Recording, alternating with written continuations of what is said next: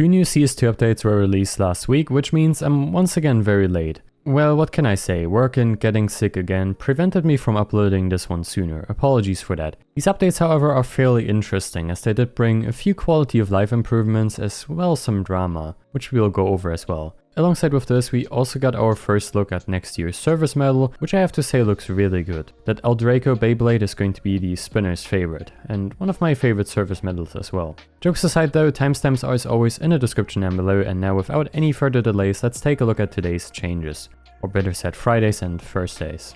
Starting off with the release of the Shanghai Major Champions capsule, which as per usual features the autographs for each member of the winning team in paper, glitter, hollow and gold. The only difference compared to the regular autographs is that these say champion at the top.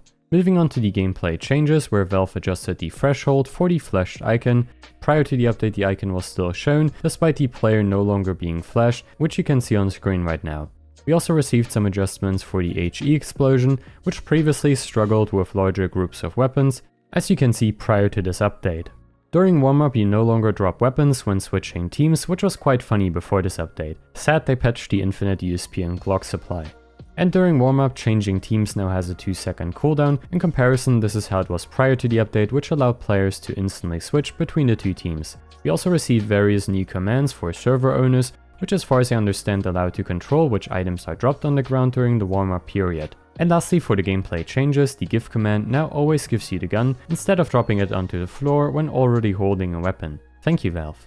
Moving on to the map changes, where Train once again received a couple of smaller adjustments.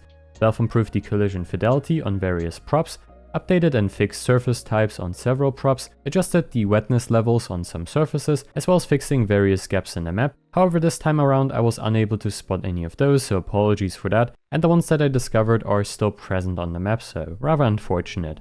Map guides also received some fairly large upgrades in my opinion, as players can now submit them to the workshop directly to share them with others, which is really awesome to be honest. Annotation notes are now visible on the radar, which is also good to see. And we also received a selector which allows us to pick which map guide gets loaded in practice mode. Lastly for this update, let's go over the miscellaneous changes. Valve fixed the case where the graphics driver could render a corrupt graphics image for weapons in the inventory item tiles, which I was unable to replicate. They've added a setting for CPU cores usage preference, which FreeClicks Philip made a fantastic video about, which will be linked in the description down below. We've received various stability improvements, which is good to see, and most importantly we received improvements to the weapon inspect animations. Unfortunately Valve isn't really too specific here, so I had to go through all of the animations for each weapon to figure out what has changed. A lot of people have already pointed out how the AK-47 has received a new rare animation, which with this update wasn't actually rare. And it also caused quite a bit of drama, because according to a lot of people it looks like that the AK has literally no weight anymore. I'm not really gonna comment too much on this though. Valve also ended up fixing the M9 Bayonett animation, which is really nice to see, but they did not stop here. We also received some adjustments for the MP9, which you can see on screen right now. The UMP also received some smaller adjustments, specifically to its inspect animation.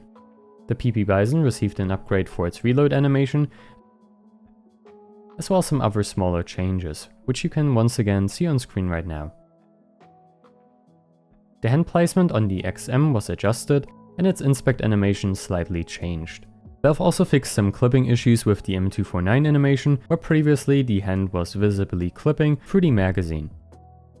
The Galil has received some adjustments to its hand placement as well as inspect animation. Similar to the Galil, the Famas also received some adjustments. And the same can be said for both the M4A4, which you can see on screen right now, its wrist no longer being broken now, as well as the M4A1S. With again some fixes for the wrist.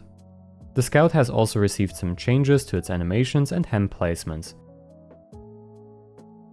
as well as the AWP.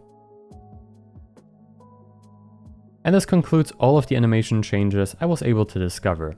Whether or not some other knives have also received some adjustments, I was unable to test, so if you noticed any other changes with certain knife animations, feel free to leave a comment down below.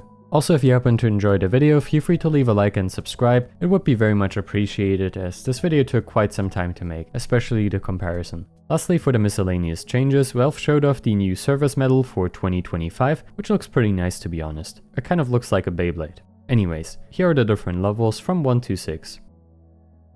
And last but not least, let's go over the update from the 20th of December. For Inferno, Valve made a change to the scaffolding on bomb site B, which previously allowed you to stand on top of it, and various miscellaneous changes were made. As an example, they adjusted the rarity of the rare AK-47 inspect animation, as well as fixing a regression with the rare Desert Eagle inspect animation, as well as some other smaller bug fixes, which you can see on screen right now. And that already concludes today's video. Thank you so much for watching it, and I will see you of course in the next one. Bye guys.